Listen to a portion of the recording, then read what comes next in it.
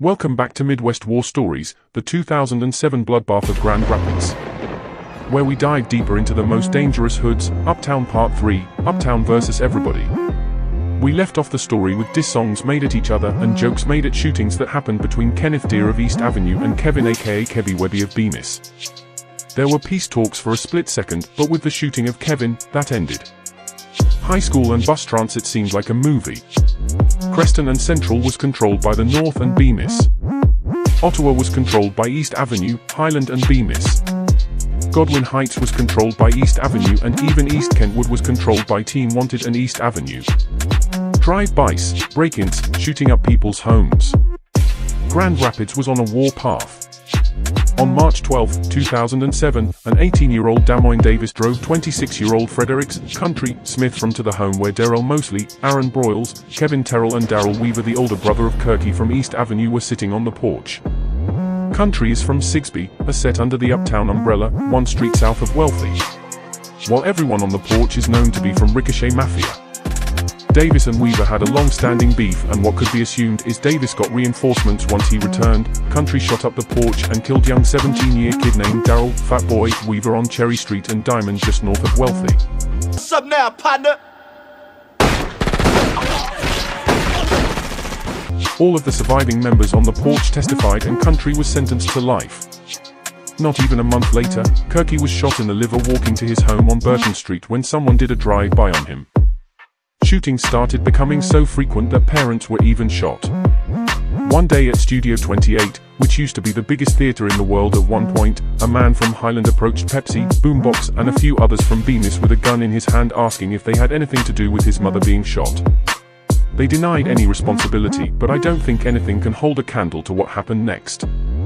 In June of 2007, Little Thomas, one of the leaders of Highland's Finest, and Darrell Tompkins, leader of Bemis Street Gang, fought at the Orbit Room.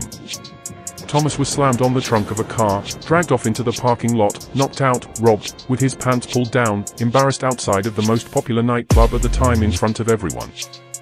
On July 2nd, there was a party at the Brick House Bar. Darrell among others were in attendance, and it was said that they saw Little Thomas there. Little Thomas called Michael Sally, 21, Dwight Latham, 24, and other Highland's Finest that there was going to be trouble at the Brick House.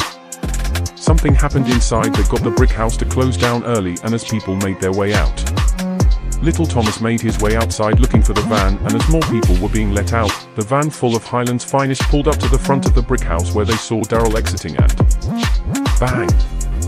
A barrage of gunfire, shotting him over 15 times with 5 different guns, and also robbing him and pulling his pants down like he did Little Thomas a few weeks prior.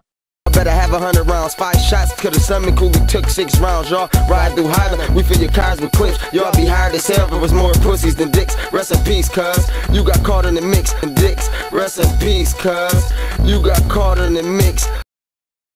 It was not just the most gruesome shooting, but the most gangland shooting in Grand Rapids since the 90s. This shook the city. It was a ghost town for weeks after that. Everyone was on high alert, especially at the packed funeral. This ignited a new energy in the younger Bemis kids who looked up to Darrell to step up. The funeral was swarmed with police because they knew what just happened wouldn't stop there, and it didn't. Another ceasefire was attempted but ultimately failed. But Bemis wasn't the only targets out there. Having a name in 2007 was dangerous. Uptown had the loudest name in the streets. But if you were a hustler or just a known name, even if not being from Uptown, you were a target. A local legend who also came from Central High School named Jahan Dickens was living most young men's dreams. Money, custom cars, ladies' man, and City League High School champ in 2003 with hopes of going to the NBA. He moved more into the street life with being from Ionia family and transitioned with a career in barbering with his father and as an auto mechanic. He had a hustle, but jealousy and thirstiness breeds envy.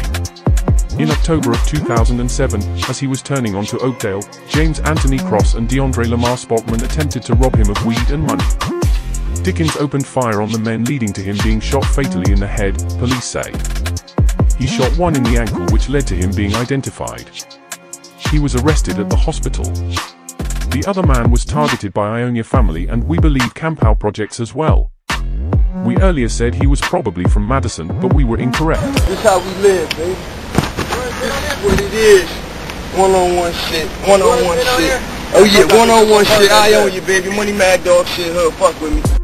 Not even 2 hours later, 2 men were wounded in a second shooting about 4 blocks away from the murder, outside the Southern Fish Fry on Madison and Gilbert. A man, who asked not to be identified, said he was eating outside the restaurant when 9 or more young men between 16 to 20 years old approached, apparently looking for another young man inside the restaurant. That man ran out of the restaurant and fled north on Madison toward Hall Street as 4 of the other young men pulled handguns and opened fire. A Cadillac Escalade SUV apparently was hit by some of the shots, the witness said. The next 24 hours, for shootings where 4 people were shot. The second shooter in the case eventually turned himself in to curb any further bloodshed. Tune in for part 4 of Grand Rapids' most dangerous neighborhoods. It's time to get into the 2008 to 2015 bloodbath that restructured the entire gang scene and changed the entire fabric of Grand Rapids. Where we start to hit the west side of Grand Rapids and the next generals of the never-ending war of street dominance on the east side. We're also starting a series on the city of Muskegon Heights, arguably the most dangerous city per capita in the state of Michigan and the city of Muskegon. Separated by tracks, but a long history that you only see in movies.